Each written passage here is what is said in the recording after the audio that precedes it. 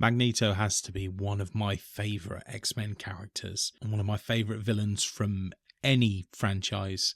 So when I got the opportunity to pick up this Mezco Magneto, this classic 2020 Mezco figure, I couldn't refuse.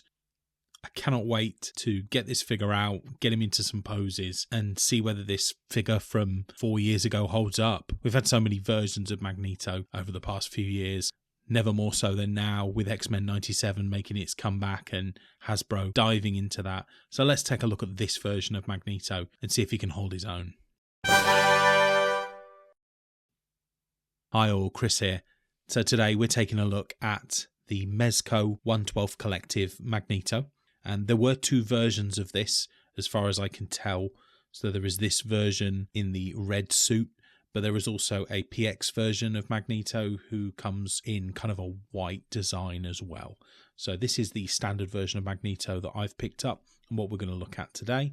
And yeah, I'm just really excited about this one because, like as I said in the intro, I love Magneto as a character. I think that you can, I love any villain where you can really relate to the reasons behind why he's doing what he's doing. And I think that's never more true than with Magneto, who feels as though his people, mutants, are being persecuted. And the way that he wants to address that is just very different to the way that Charles Xavier wants to do that. So, I just find his character fascinating and his power set really interesting, awesome to watch on screen. So I can't wait to get this guy out. What we're going to do is we're going to start by looking at the box. Now, there are two boxes here. So we have an outer sleeve and then an inner box. So we're just looking at the outer sleeve first. And I love that gunmetal grey. You know, obviously his power set is metal related. So I love that kind of steel look to this outer box and that big red X on the front as well. Really minimalist. I love the Magneto on the side as well. It doesn't need any more than that. So the red against the grey is really powerful. And as is the way with a lot of Mezco figures, the back shows an image of the figure itself and images of all the accessories and then a couple of poses as well. So you really do get an understanding before you buy of exactly what you're getting with your figure. And that is further helped by the fact that this sleeve can then be removed and we can see the inside of the box. And with the inside, it's just a nice matte black looking box. And you can see the figure and all of the accessories. And I love that gloss 1/12 Collective and Mezco sign on the back. But again, very minimalist. You know, they know that you're already invested, I guess. You're either going to buy the figure or you're not. So I think the figure looks amazing. I cannot wait to get him out. So let's do it. So here we have everything that comes in the box with the Magneto figure. And as you can see, there are a few accessories there, some really nice looking ones. You also get a stand. So we will take a look first at the figure. And the fabric detailing on this figure is very impressive. Yeah, I already like the look of this suit and the level of detail with the two-tone, the sort of rubberized detailing on the fabric. I think it really stands out, and it not just on camera but when it's in hand as well. That two-tone design looks very impressive. And then the detail on different elements, so this purple on his gloves and on his feet, you know, on his breastplate and on the back, all look impressive. And then we have this fantastic purple wired cape as well. I love me a wired cape, and the fact that you can pose it in a number of different ways just makes for a more dynamic sort of posing opportunity. So very impressive. I always love that, like I say, a wire cape. Underneath you can just see that the sort of level of detail carries on into the back of the suit, but there's nothing massively important at the back there really. But I mean, look at this head sculpt. It's gorgeous. Look at the anger on his face, the look of disgust. I think it's brilliant. And the helmet as well, incredibly well detailed. You can see the design that runs from the front to the back of the helmet. It is very impressive. So we'll just take a look at articulation here. And as you can see, there is excellent 360-degree movement in the head, and there is very good forward and backwards movement on there as well, so fairly good, really. You can't put him into any flying poses, not that you'd want to, but I think that's all right. We have An excellent T-pose. We have a twist at the top of the arm. We have excellent over 90-degree movement in the elbow. And we also have twist and bend at the wrist as well. And all of these joints move so nice and free. We have an okay ab crunch on this figure. I do think that sometimes the fabric probably resists a little bit of the movement on here, but fairly good movement on there. Reasonable twist. Again, the fabric costume just prevents you from going any further on that. Reasonable movement at the top of the leg. There is twist at the top of the half as well. There is, again, huge movement in the knee, effective double joint movement. There is a swivel at the calf there, and there is also a twist and pivot in the ankle. So articulation, I think, is fairly impressive. And as I say, the only real limitations come when you're pushing against that fabric costume. But I'm really impressed with how the figure looks. I think the level of detail is great. And then we have a number of accessories that come with him as well. And we're going to start with his alternate head. So this is a helmet-free head.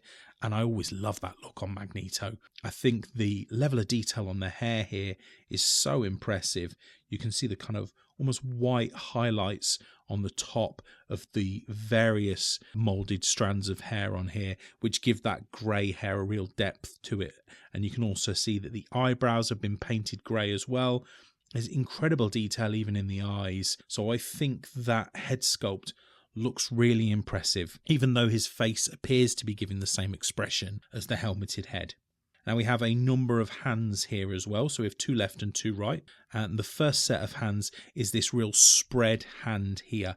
So he is reaching for something using his power, but that's quite a dynamic looking hand where that you can pose him pushing or pulling something. And then we also have almost like a grabbing hand. I find this quite an aggressive hand. So again, he's using his power, but I feel like using this hand is quite a destructive look. So I really like that. It's quite emotive, that hand.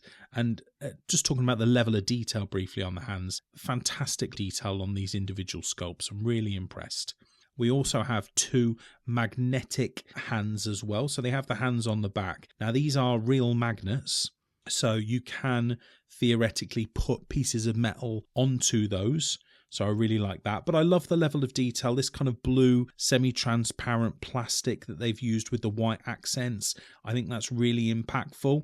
It looks excellent. So I'm looking forward to trying some metal on there. And then we have my favourite accessory, which is this power hand again, where he's grabbing a gun, but he's also disassembling the gun at the same time. So that's really, really love the level of detail on there. And you can even see the individually painted bullets that are on that accessory.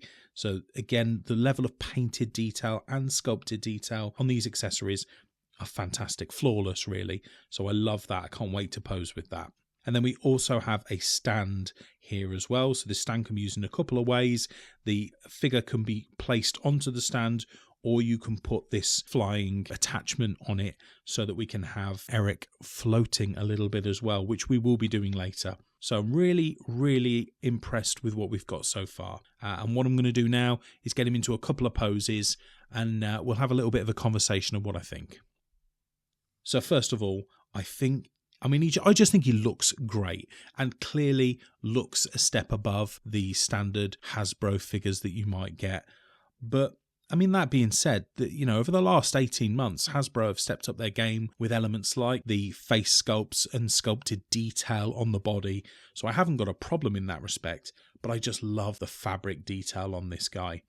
The suit itself, as I said, with the 2-tone fabric, the kind of plastic rubberized detail that goes all the way across his costume, just adds like sort of a level of depth to it, as opposed to him just wearing something red like he's wearing a lycra sock.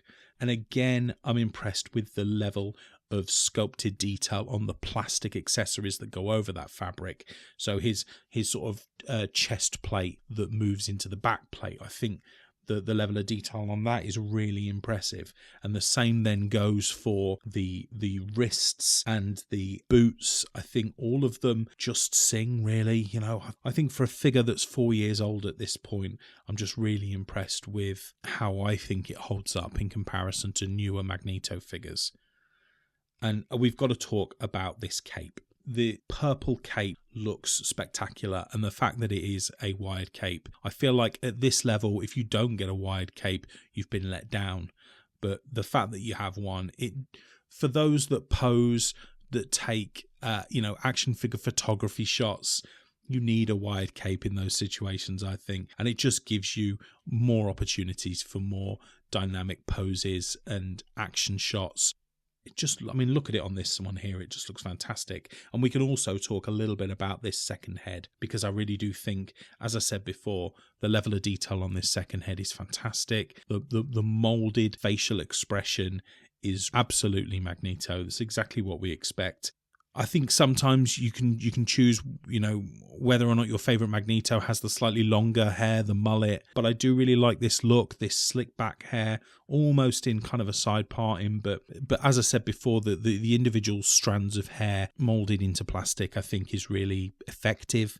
You can see, especially on the back, the little tufts of hair that stick up in certain places.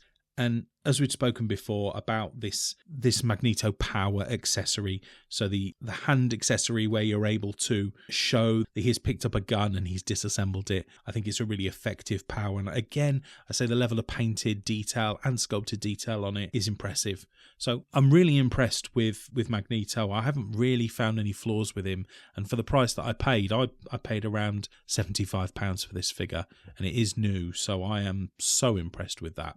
I think for the price at the moment. And you might find, because it's a 4-year-old figure, that you can pick this up new or second hand on a third-party website such as eBay or whatever. I don't know, but there are got to be options for you if you're looking for something like this. And then we can also see what he looks like when he's flying as well. So, I mean, you probably see this wobble a little bit in the air. It's not the most stable of stands, but when it's not moving, when it's stationary on your shelf, I think it's going to be really effective. I think the only thing is what you do with his cape. As you can see, I've kind of folded it over one side. I wasn't really sure what to do. Perhaps somebody who's got a little bit more experience with flying caped figures can maybe say what they would do in that situation. But I think the only thing to point out here is the 2 magnetic accessories that come on his hands. The magnets were incredibly weak on them. I couldn't really put anything on there other than like a paper clip. And who wants to see Magneto holding a large paper clip? It's not exactly a sinister or imposing look for Magneto, is it? That he's just got a large paper clip in his hand. So yeah, I wouldn't, if you were purchasing this now, I wouldn't put any faith in the quality of the magnets. Maybe somebody can tell me in the comments whether they got this figure when it first came out and whether the magnets perhaps were a little bit stronger. I wasn't sure if this was something that maybe deteriorated over time as it's been in the box and it's not been used. But I'm not a guy with a lot of experience of magnets, clearly, so I don't really know whether that's even a thing. But I am really impressed with this Magneto overall. It's one of my favourite figures. I think he is stunning in every way, and what silhouette he cuts as well. The hands give such great sort of emotive impact, and he's just got so many options. Even though it doesn't look as though he's got the greatest number of accessories, I think what you can do with the figure, you can still pose him in so many interesting and fun and exciting ways. So, as I've said numerous times, I think he's so cool. I think for the price that I paid, I'm really pleased with the quality of the figure and the quality of the accessories, quality of the magnets aside. And I think if you get the opportunity to purchase this, if you haven't already, I implore you to do it. I think he's so worth it. But let me know in the comments what you think of this Magneto figure. Is he something that you've already got in your collection? Is he something that you've just never been interested in? Are you disappointed with the way this Mezco looks? You'll have to let me know. And also please consider dropping a like on the video and subscribing to the channel as well. Started to dip our toe in a little bit of the X-Men universe. We've done another Mezco X-Men figure. We've done a couple of Marvel Legends as well. But we're keeping it quite broad here. Any figures that spike my interest, I'll definitely be getting and reviewing. So why don't you consider subscribing? Our community would love to have you here. But regardless, if X-Men figures interest you, why not check out this video next? Thanks so much for joining me today. I hope you all take care. Bye bye now.